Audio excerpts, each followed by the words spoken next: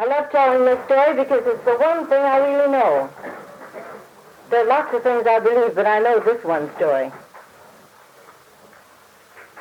And most of the things that I believe are based on this one story. If I didn't know this, I wouldn't believe the rest. But it's a story I don't often tell, and never dawned on me I was going to be telling it today. Not until I walked into the counseling meeting late did I find out about it.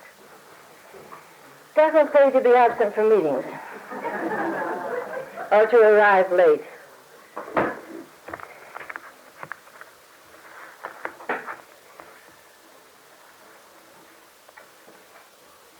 There are several passages of Scripture I want to read. I said this is one thing I know. I've learned through the years to listen when I hear an individual say, I know this, or I know that, or I know the other thing. I've learned to listen. Because I know that what they know has come not because they've read it, or not only because they've seen it, but because something's happened to them. Therefore they know it. I wish we could believe by just being told, or just being shown. Doesn't always work that way. At least it didn't work that way with me. Long years ago, I got out the concordance, and I travel with the concordance all the time. Don't get very far away from it. This knowing, 46th Psalm we read, be still, and what do you find out? And know that I am God. Be still, and know it. You find it out in stillness. Sometimes you have to be still for a long time. 19th chapter of Job. I know that my Redeemer liveth. 56th Psalm. When I cry unto thee, then shall mine enemies turn back. This I know, for God is for me. 8th chapter of Luke. Unto you it is given to know the mysteries of the kingdom of God. 19th chapter of Luke.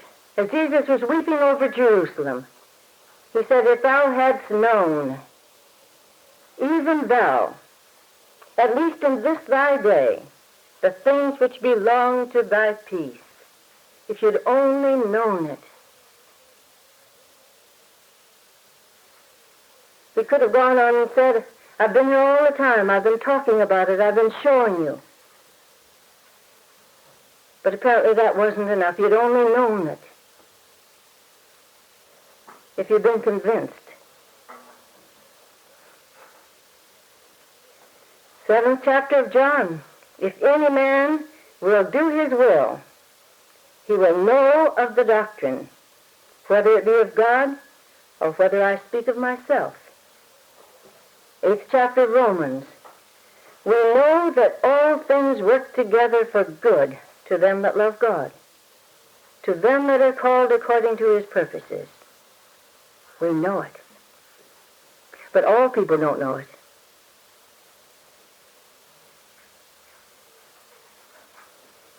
Ralph Stockman, in one of his books, was trying to explain that particular passage of Scripture, and he had difficulties. He said the only way in which he could believe it was to visualize a ship. He knew that the motor of that ship, the engine, it would sink if it were by itself. And the mast would sink. And all of the other parts of the ship, they would sink by themselves. But if you put them together, they'd float. All things, put it together, all things work together for good. He said, not only that, He knew that it was going somewhere too and would accomplish something. To know that is wonderful. 2 Timothy, I know whom I have believed, and am persuaded that he is able to keep that which I have committed unto him against that day. In 1 John, and hereby do we know that we know him, if we keep his commandments. He'll show us.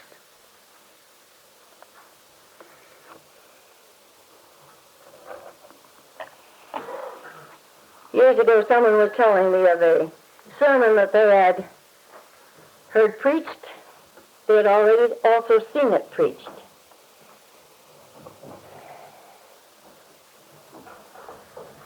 The preacher had drawn some footprints across the stage, huge footprints. They came into the sanctuary and stepped up onto the platform, and he stepped into that first footprint. And he preached on his first point in his sermon. The sermon was entitled, My Nose, K-N-O-W-S. And his first point was, I know that God is my Father. Then he moved on to the second footprint, and he preached on that. I know that Jesus Christ is my Savior. He had some other points. I don't know what they were.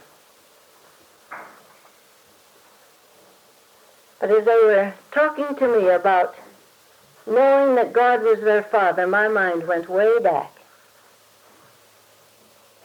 Back to 1924, 1923.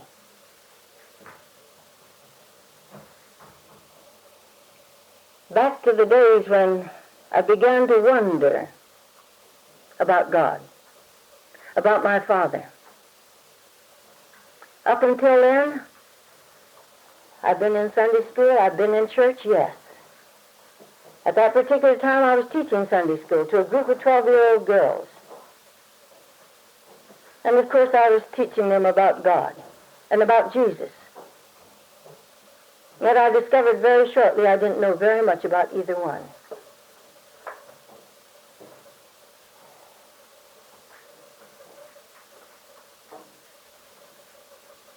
I've been in the university for just a few months,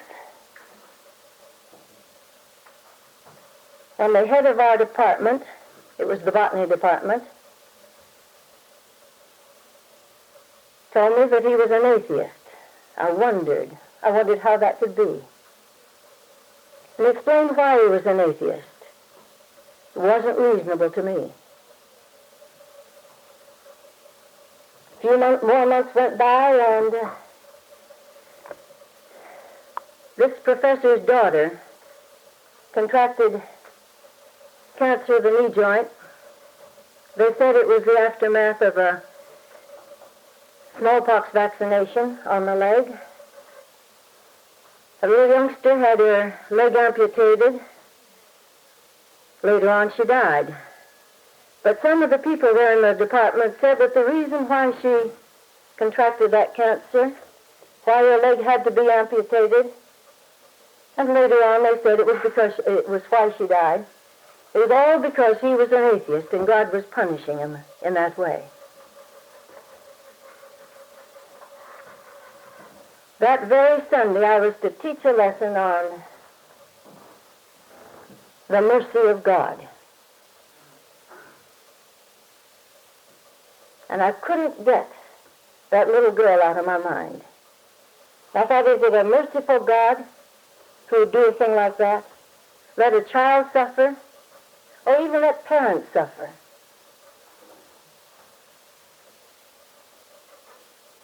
Even if he said there was no God.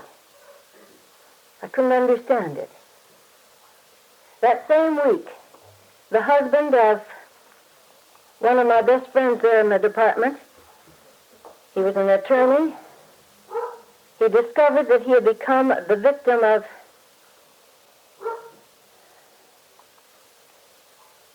some planning of his partner in the law business, and that he was in the process of cheating his friends of money that they had saved up for their old age. He had just discovered it that week.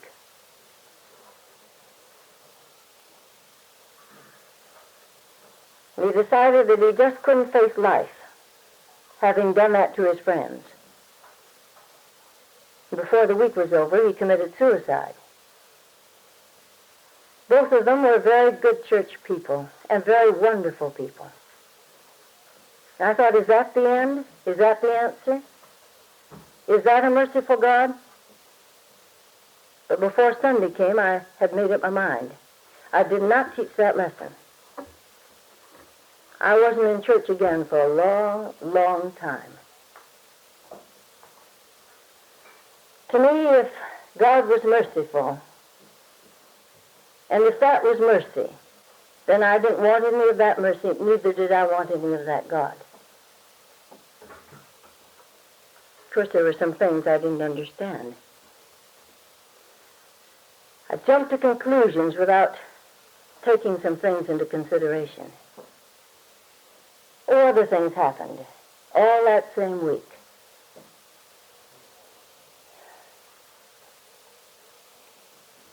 I started in searching the scriptures, the Old Testament, the New Testament, trying to find out what they said about God. I particularly dwelt upon those portions that were inconsistent, unexplainable, contradictory. And then I began to share my feelings and my findings with my friends. It wasn't too long before some of them were agreeing with me, and we had quite a lively evangelistic campaign on. Ridiculing the people who would believe the things that they read in the scriptures, trying to convince them how foolish they were, telling them if they'd only use their heads, that they couldn't possibly believe some of those things. Went on for a long time. Long before I graduated from the university, I too was an atheist. Not an agnostic. An agnostic is willing to be persuaded if the facts can only be presented in such a way that they can believe. To me, I knew there was no God. And yet, all of it based on such little things, insufficient evidence. But you see, the reason why I was an atheist was because of my prejudices. It was because a block had arisen and I wasn't big enough to look at it and find my shortcomings. So I did the usual thing. I found God's shortcomings. And ended up by deciding it was all a fairy tale anyway. Why believe it? Why bother? If you were just honest and truthful and did your best to help your neighbor and a few things like that, that was all that was required of you. And so far as life after death was concerned, just so much fancy. Nobody could prove it anyway.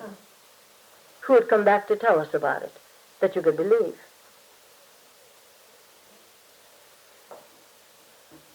I was supposedly a budding scientist. For 18 years there in Chicago, I was considered a specialist. Considered to be quite excellently trained, at least in one little bit of a scientific field. At least I knew the scientific procedure, but I didn't know it well enough to really apply it. To me, if a thing was so, it could be demonstrated. You could prove it. And to me, it wasn't fair to say a thing existed unless you could prove it. That wasn't scientific. You weren't supposed to take some things for granted. It never dawned on me in those days, that most of the things I depended upon couldn't be proven. Even those scientific laws. I couldn't prove them. But I'd take the word of people who could, who wrote the textbooks. I'd believe them. But the Bible, to me, there weren't any facts in it. It was all fiction. It wasn't very long before I became very prejudiced against all ministers. To me, they were all hypocrites. To me, if they had any brains at all, they couldn't possibly believe the things they were preaching, and yet they were preaching them, expecting people to believe them, acting as if they were true. But to me, I knew very well they couldn't be true. I could find the flaws, and I thought they ought to be bright enough to find the flaws too. Therefore, I knew they were hypocrites, and I wouldn't be a hypocrite. I was an atheist, and proud of it.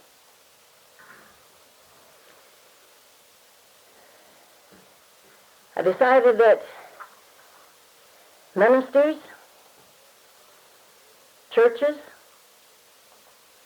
all people interested in religion, the people at the top, all that they were doing was trying to take advantage of the underdog, the person who didn't have much, telling them if they'd only be good in this life, only do things that they wouldn't do, if they'd forgive their enemy, and if they would give everything they had, and if they would be truthful and do this, that, and the other thing, why, heaven would be their reward. And of course they would get in the next life the things that they missed here. But be satisfied. It's coming. Just be satisfied now. Don't resist it. Don't rise up and revolt against it.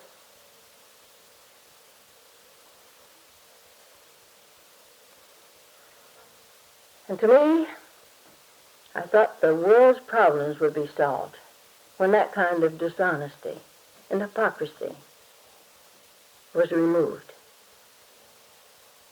Then we could be honest. Then we could be fair. Then we could divide things up evenly. And not say we were doing it this way, but it was all for their good. They'd benefit in the long run. Strange the things you reason out when you've been warped because of prejudice and frustration, when you're not willing to look at yourself and find out where the flaws really are. Blame it on someone else or something else.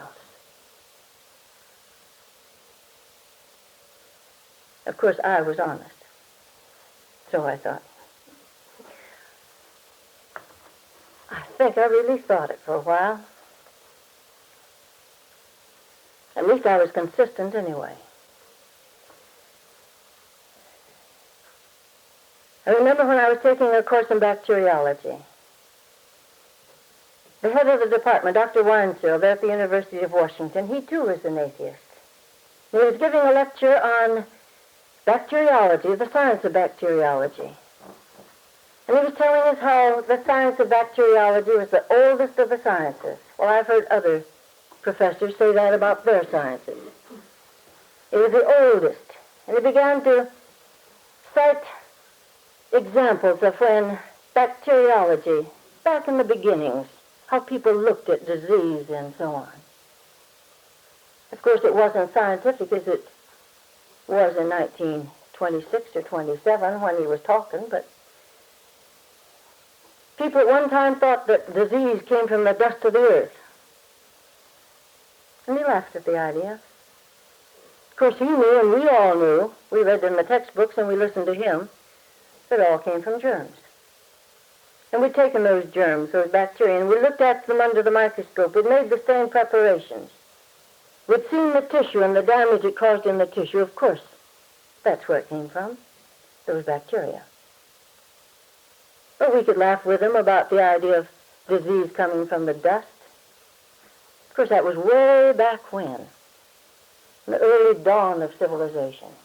Disease was caused by evil spirits. They thought that at another time. And of course, they had their witch doctors. And the witch doctors could use exhortation or various methods and get rid of those evil spirits. And the disease would disappear. And he laughed at it, and so did we. Those of us who agreed with him. I've often wondered what some of those thought there in that room who didn't agree with him. Never dawned on me that there were people in the room that might have contradicted him. Then he brought it down nearer in time, came to 2,000 years ago. He said 2,000 years ago there was a group of people in a certain part of this world, and they had the idea that prayer could heal disease. And he went around the countryside teaching that to people. Then he looked up from his notes and he said, and the pity of it is that today there are people who still believe it. And I thought to myself when I heard those words, you and I agree. The pity of it is that there are people who believe it. Well, that was the way things were going. Up until 1929. 1929, I was invited to become the head botanist of the General Biological Supply House there in Chicago. I made these stained botanical preparations that they use in high schools and colleges and universities around this world. Doing that work there for 18 years. A highly technical, specialized work. And of course, they said I was good. I don't know what I was good for. Not much. The call came to come to Chicago and become the botanist there, the head botanist. And of course I was eager to go. Some other things had to be adjusted, and they were adjusted.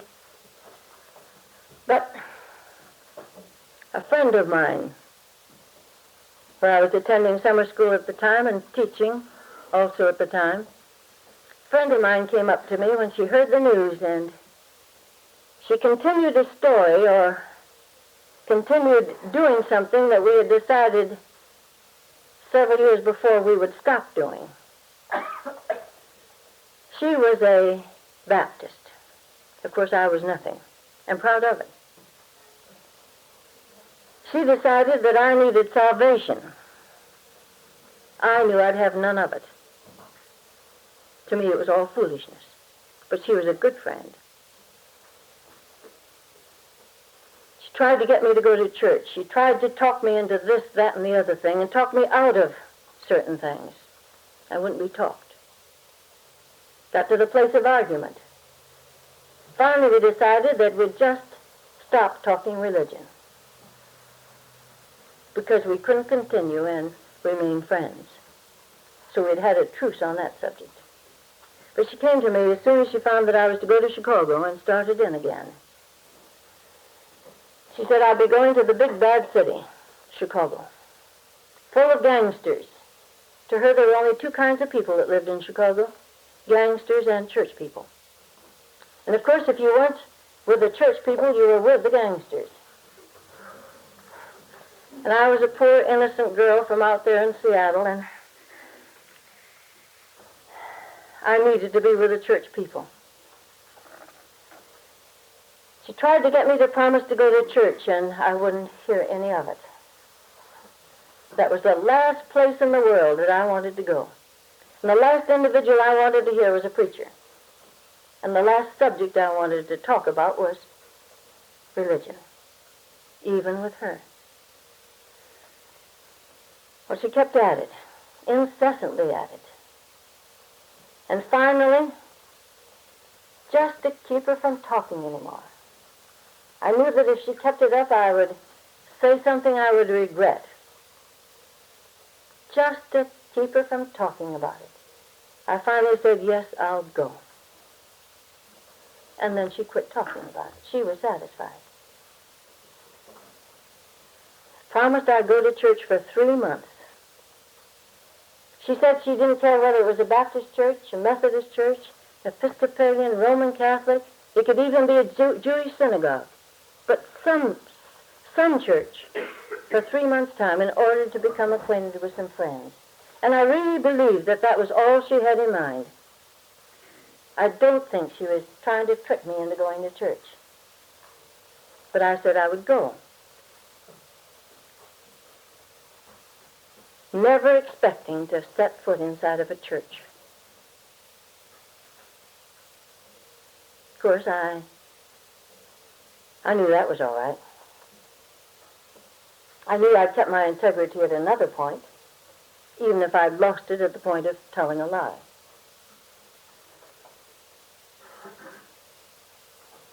I left the West Coast, arrived in Chicago. I was to live in the home of the head of the botany department of the University of Chicago, Dr. C.J. Chamberlain, a world-famous botanist. And it was to be a rare privilege to be in his home. And to work with him. I arrived on a Sunday, it was noontime, it was August, near the end of the month. Mrs. Chamberlain and his wife had gone on to Pittsburgh to be with their daughter, and he was leaving the end of that week in order to go to Pittsburgh. The summer quarter was closing. I'd become acquainted with Dr. and Mrs. Chamberlain 3 years before. They'd been out on the West Coast. They had taught a course up there at Friday Harbor, this extension section of the University of Washington. For some strange reason or other, Dr. Chamberlain had taken a fancy to me. And when it had come to his recommending someone to fill a certain vacancy at the biological supply house in Chicago, he had recommended me. That was why I was there. Dr. Chamberlain. And I was to live in his home.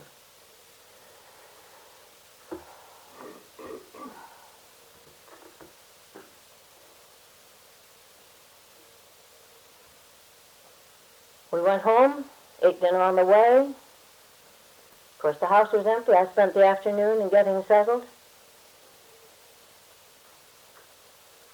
We were having to take all of our meals out. Round about 7:15, I was starved. Dr.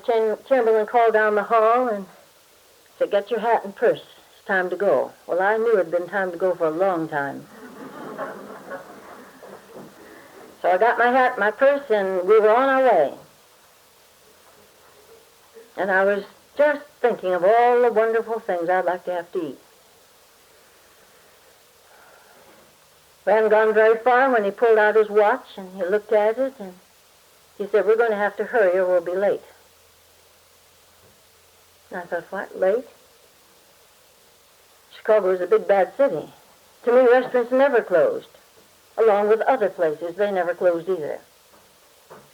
I couldn't understand why we would be late. We walked on a bit, and finally I asked the question. I said, "Where are we going?" He said, "To church." Well, I kept still. But just as an illustration of certain laws, you remember that one? An object at rest tends to remain at rest. An object in motion tends to remain in motion unless something else happens. Well, I was in motion. I remained in motion. Kept walking. Got down to the corner, and he turned the corner, and I thought, church, this is the one place where I'm not going, and yet I had to go. I was already on the way. If he had told me we were going to church, I'd have had a headache. At least said I had one. To me, the reason would have been adequate, or the excuse adequate. I'd have said, "I'm too busy." I'd have said anything to have gotten out of going to church. I thought to myself, church? What do you know about church? Never dawned on me he had ever stepped foot inside of a church. He was the most brilliant man I'd ever known, and of course brilliant people didn't go to churches. I didn't see how they could believe some things. Well, we kept walking. Finally I said to him, well, what kind of a church is it? He said, Baptist. Well, this friend of mine was a Baptist. And to me, she was the most fanatical individual imaginable. And here I was going to that kind of a place. And I thought, is he a Baptist too? Well, we got inside the doors. Walked up the steps, and just inside the doors, there was an awful hubbub. He took me by the elbow, and he steered me through and the crowd and introduced me to his sister-in-law. And explained that I was the young lady that was coming from Seattle, the one he'd been telling them all about. There were lots of things about me he hadn't known. He didn't know that I didn't go to church. He didn't have any idea about my ideas along that line. He introduced me to her and told her what a wonderful person I was. And then he said he was going on to Pittsburgh and I'd be left all alone and I didn't know a soul in the city. And would she be so kind as to invite me out to dinner next Sunday? And she said, yes, she'd be very happy to. And I said, I'd be thrilled to come. And then he went on. He said, yes, he said, you can pick her up here at church next Sunday and take her home with you.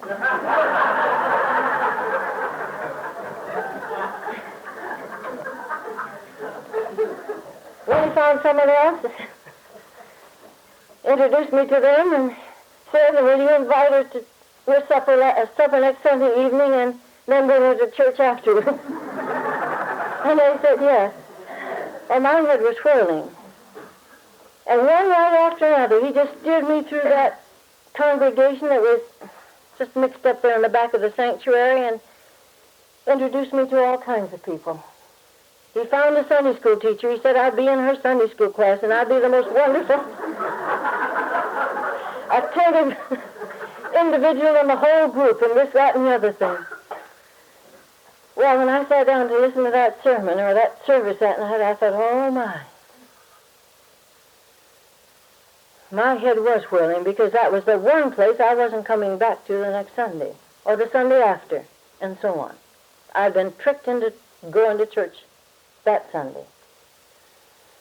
It never dawned on me that God had made me keep my promise. Of course, it wouldn't have. To me, there was no God. Who do you suppose was a preacher that night in that church? The assistant pastor of that church, the minister was away. He'd been away for the summer, and the assistant had taken over. I sat there in the pew with Dr. Chamberlain, and I listened to that preacher, and I thought of all the stuff I ever heard in my life. That just about is as rank a sermon as I'd ever heard. By the way, Roland is my husband, in case some of you don't know. Well, I listened to it, and I thought, you hypocrite.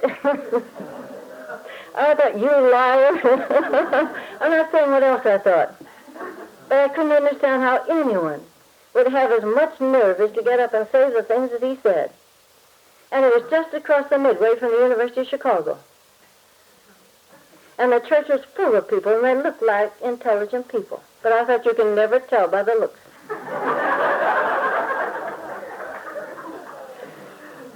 I didn't say anything to Dr. Chamberlain. After the service was over, of course, we met some more people. I found out in a hurry that Dr. Chamberlain had been a member of that church for 40 years. And he'd held just about every office in that church except the preachers. He had taught in the Sunday school, he had been a deacon, he had played the organ, he had directed the choir, he'd done everything. And his greatest interest in life was what went on inside that church. And botany, the thing that I thought was everything, so far as his life was concerned, why, that was just secondary. I found that out that night. And I thought, I certainly misjudged you. I thought you were intelligent. Of course, I decided he was intelligent in certain areas. To me, he was still brilliant in the field of botany. We went home after the service was over. I met Roland at the door. I didn't say what I thought. But I did think to myself, I hope I never have to hear another Sunday evening service. It was an evangelistic service. And he'd given the invitation. And he'd given that whole crowd of people the idea that there were people there that needed salvation. And that's what he was offering them, was salvation. I asked Dr. Chamberlain what kind of service that they had on Sunday mornings. Discovered it was a different type. I thought, well, that week before he left town, I made up my mind I'd have to do at least one thing. I'd have to go to church at least Sunday mornings. I'd have to keep faith with him to that extent. I didn't want to tell him what I thought about him. I wasn't ready for that yet. I had just come to Chicago. I didn't want to upset the apple cart. But I knew I wasn't going to those Sunday evening services. Oh, he had said that I'd be going to prayer meeting too. I declined that on the spot as he was trying to make the appointments. None of that for me. I'd never seen any prayer answered, and people talked about prayers being answered. I taught it in Sunday school myself, yet I'd never seen an answer. And if prayers were answered, of course I'd see it, and everyone else would too. I'd been teaching those youngsters, ask and ye shall receive, seek and ye shall find, knock and it shall be opened unto you. And to me it was time to get honest and teach only what you believed.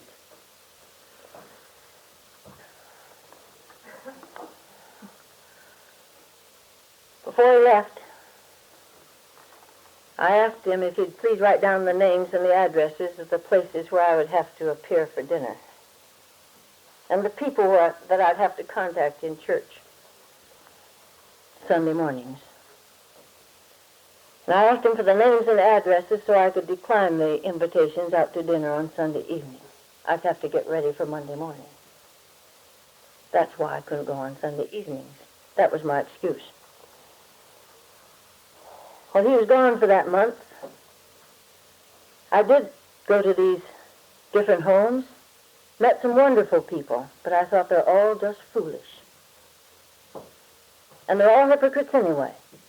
They can't believe this stuff. And then Dr. and Mrs. Chamberlain came back. And they arrived in Chicago on a Saturday evening. They walked into the house and they were telling me all about the things that had happened that month. All about their daughter and all about their grandson. We talked late. He was one of the most wonderful storytellers, and he had all kinds of illustrations and stories to tell. Fascinating things. He sat up until midnight, and all of a sudden he said, it's time to go to bed. I thought, I didn't tell him I wasn't going to church tomorrow. But I thought, I'll tell him tomorrow morning. They invited me to have breakfast with him, and we sat down at the table, and it was the same thing all over again. He was doing the talking. And after a while, he pulled out that watch again, and he said, we'll have to hurry, it's time for church. And there wasn't time to tell him then. I thought, well, I guess I can put up with it one time more, but this is the last time. I'd spent the previous Sunday afternoons, by the way, writing to this friend of mine out there in Washington. Since she had gotten me to promise to go to church on Sundays, she had broken that truce we had. Of course, I didn't have to keep my part of the agreement either. I gave her almost a word-by-word report on the Sunday morning sermons I heard and a very vivid description of what I thought about them.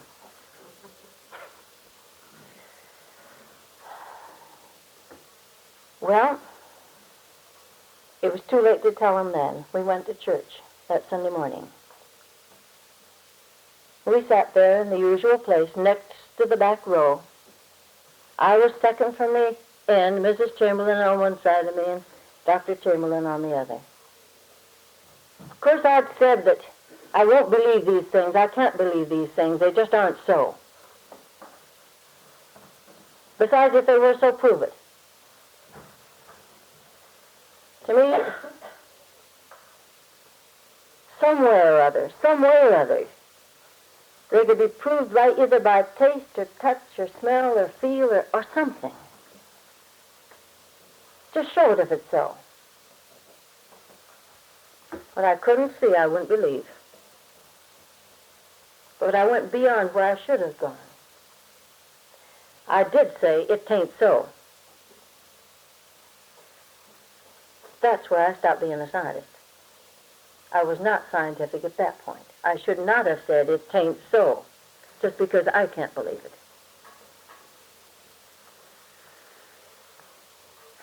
Well, the regular minister was back that Sunday.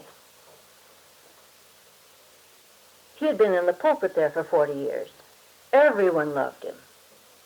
When they found out that it was a special anniversary that week, why, they made a special effort to make it the most wonderful service he had ever been a part of. And the place was full, downstairs and up in the balconies. Everyone there to greet him back on the first Sunday after his vacation. And of course they had a wonderful choir. All of the preliminaries, and I thought, when will this ever get over with? And then he got up to preach. It was the first time I'd seen him. I was wondering just what it was how it was that he had managed to fool Dr. Chamberlain. What it was that Dr. Chamberlain was fascinated by. I finally decided it was his personality, because he did have a winsome personality. And I thought he was getting by on that. And he more or less hypnotized the people so they couldn't think straight. Well, Dr. Boynton was preaching, and it's the strangest thing to happen. For an individual who will say that I won't believe what I can't see, or what I can't hear, what I don't experience, I won't believe. It's a very strange thing for that kind of an individual, in that frame of mind, to be sitting in a morning worship service and all of a sudden become aware of the fact that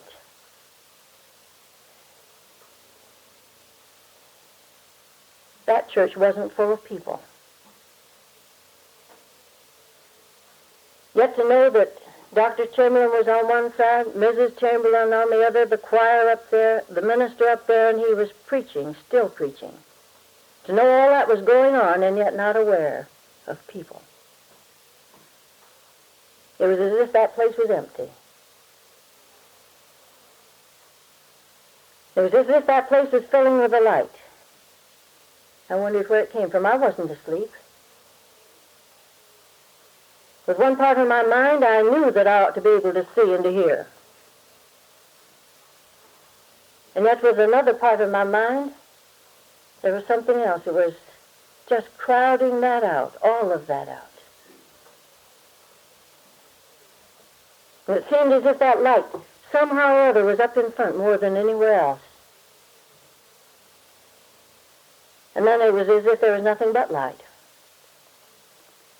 It was as if something was speaking and talking, and something within me, although I would say with my logical mind there is no God, something was talking. And to me, I recognized it and I named it. It was as if God was talking, that which wasn't. It was as if God was telling me the reasons why he did exist, how he existed. All of these stories in the Old Testament that I've been laughing at, how they were all true, how you could believe them. It was as if he was telling me the whole story, clear on, down through to the days of Jesus. And of course, to me, the biggest joke of all was the story they told about Jesus, how he was the Son of God. born of a virgin. I'd have said I've had too many courses in biology to believe that. I know that isn't so. But even that, Jesus, the Son of God. I've heard many a minister bypass that one. For that matter, I haven't heard very many of them be willing to stand up and say, I believe that one too. They just rationalize it and bypass it. Yet it is as if God was revealing how that too was true, in a way in which I could believe it with a logical mind. I guess might as well tell you how. I don't know how much training you've had in some of these fields. The words kept coming over and over and over again to me. For God so loved the world that he gave his only begotten Son, that whosoever believeth on him should not perish but have everlasting life. Oh, I knew the scriptures. Some of them backwards as well as forwards. But those words, the only begotten Son. And I thought, well, why didn't I ever hear that before? Why didn't I ever see that before? The only begotten Son. All these years I've said, well, if anyone could be begotten in that way, if anyone could be, why, you know about it now. It'd be happening now. But of course it ain't so. You never hear about that anywhere else. But that only, the only one. I thought, why didn't I ever read that before? Why didn't I ever see it? I'd have believed that. Just because no other illustrations anywhere. No one else had ever had such a thing as that happen, or told about them. The only one. The only begotten of the Father. And then I remembered one term that I'd run upon many, many times through the years. It's a term you find in either your courses in botany or courses in zoology. The one term is parthenogenesis. How many of you have heard that term? How many do you know it? Now that I'm in the midst of it, I might as well finish the story. But it broke on me as a revelation that day, and it convinced me of a lot of other things that weren't involved. That term parthenogenesis. What it means is simply this. And you'll find it exhibited in different forms of early plant life and early animal life. You don't find it in your higher plants or your higher animals. Oh, once in a while. But we call that a freak or something special. That's not the usual thing. And we'd say it's unexplainable, but there's a good reason if you only knew it. Parthenogenesis. That's when an egg cell starts to divide, all on its own. No explainable reason why. And a new plant body or animal body is formed. No reason why. No explainable reason why. That term parthenogenesis is a very good term. And the people who are in that field, you just mention that one word and it's acceptable. They know what you're talking about. And I thought, for heaven's sake, parthenogenesis. It's the same thing all over again.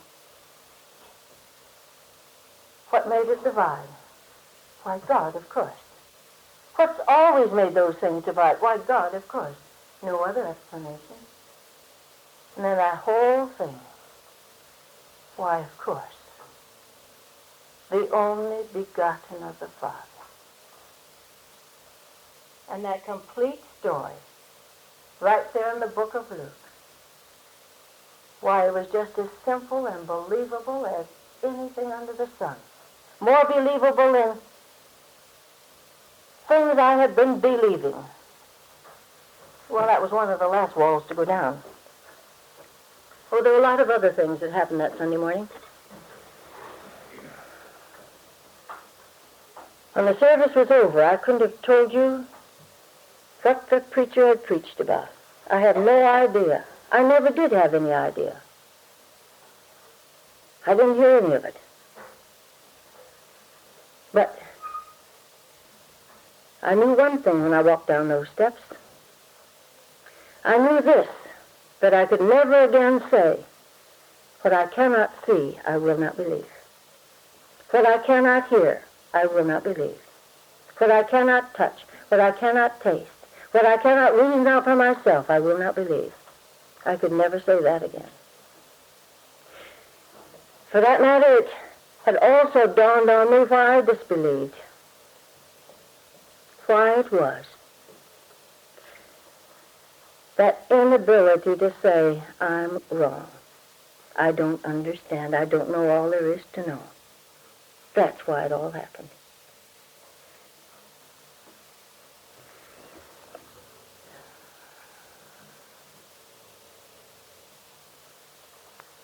At the end of that service, if I'd had to choose which I would say was true, which I would say was reality, all of the things that I believed up until that morning, or what had happened that morning, I would have had to say what happened this morning.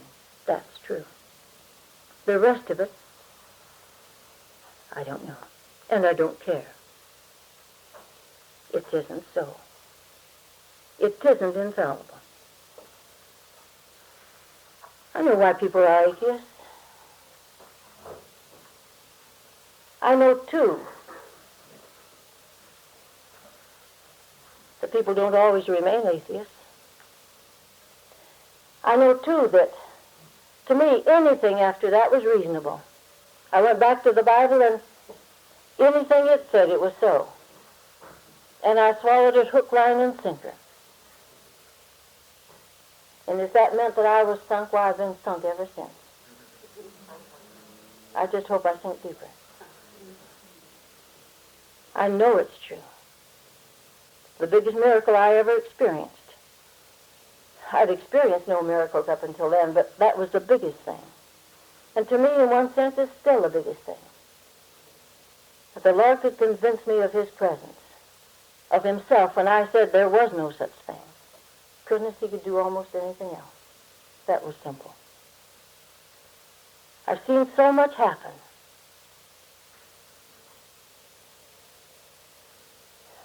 Years ago, I would have said, following that old scientific trend of thought, you know, they establish scientific laws by saying, if a thing happens once, oh, you've heard it, it's an accident. Second time, a coincidence. Third time, maybe a coincidence. Maybe a fourth time, and so on. But after a while, if the same thing keeps happening again and again and again, and it's always the same thing, you've got to believe it. And you've got to believe it so. Then you say it's a law. If it always seems to work out that way. Then the man who says, I've got to think this through, he'll believe it.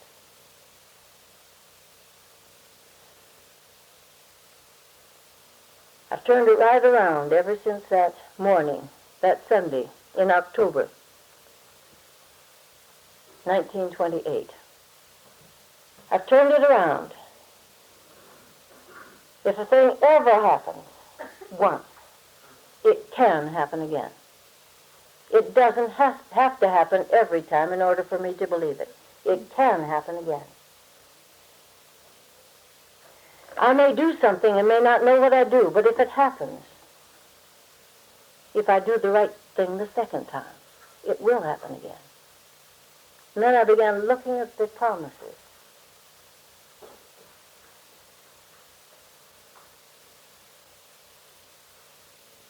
And comparing them to different chemical equations, different things I learned in the physics laboratory, and so on. Looking at those promises. Take 2 parts of oxygen and 2 parts of hydrogen, 1 part of oxygen, you've got water. You take that water, you know you've got 2 parts of oxygen, 2 parts of hydrogen, 1 part of oxygen. You know that. You know it's there. You have the answer. You know the conditions have been met. You may not know what those conditions are, but you keep working. You can find out what they are.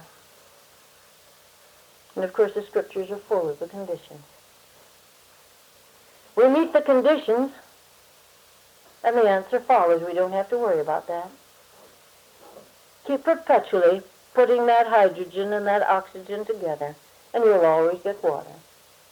Don't be concerned about that end of it. That's God's business.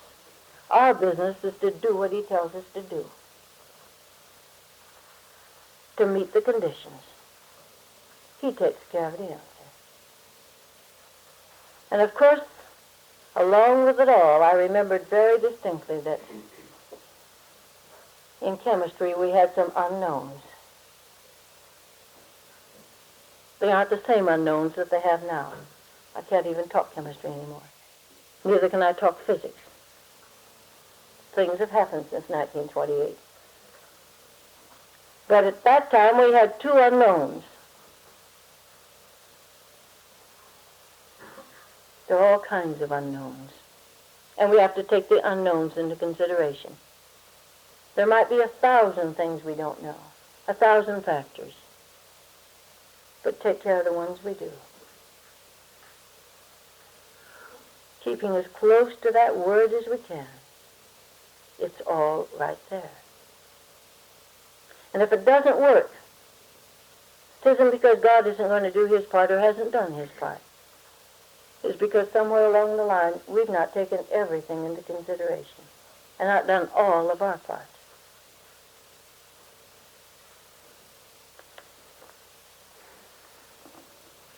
Of course, you can imagine what the end of that was. Perhaps I'd better say a bit about Roland.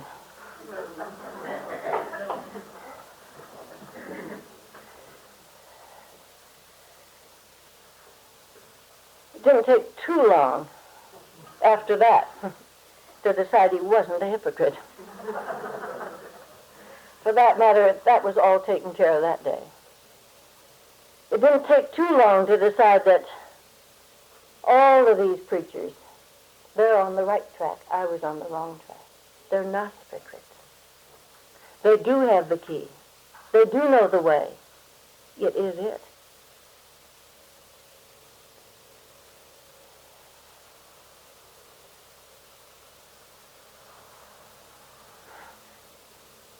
Following Sunday, I was baptized.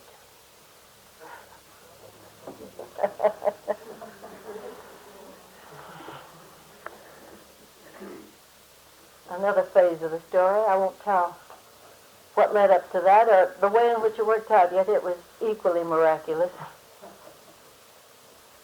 But a little incident amused me so that I could hardly keep from just bursting out in laughter. Of course, I'm a Baptist. It was immersion. I was immersed in the evening service, and we had a guest choir that night. It was a Negro choir. And as the minister led me out of the baptistry, the choir burst out singing, and I've laughed every time I've heard the hymn since. The hymn that they were singing was "The Fight Is On."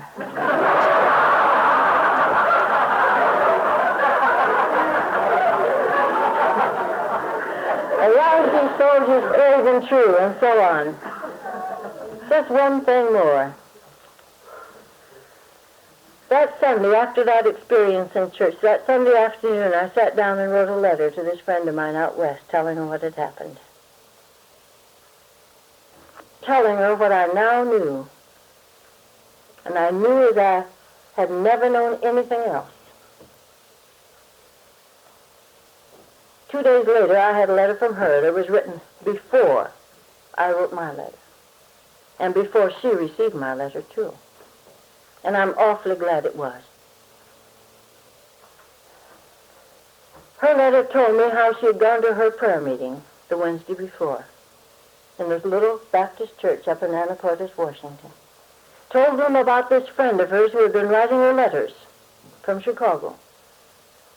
And of all the terrible things I was saying in those letters, and I was, and she asked them to pray for me.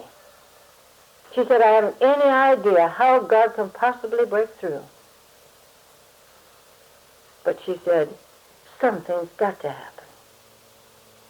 She was heartbroken. Of course, I thought I was happy. She told me that in the letter.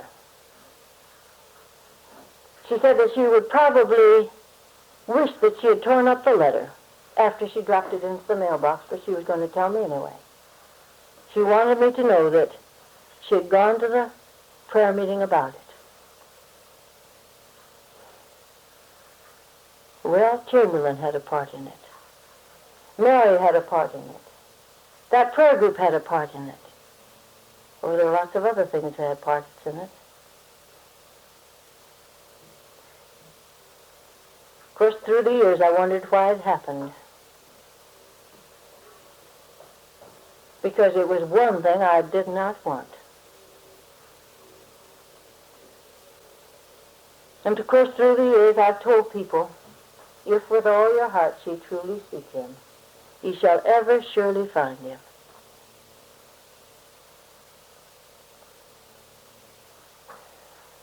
Yet I haven't been seeking. I know it's far better to seek. God says if you do seek, you will find. But I do know that there is such a thing as not seeking and yet finding.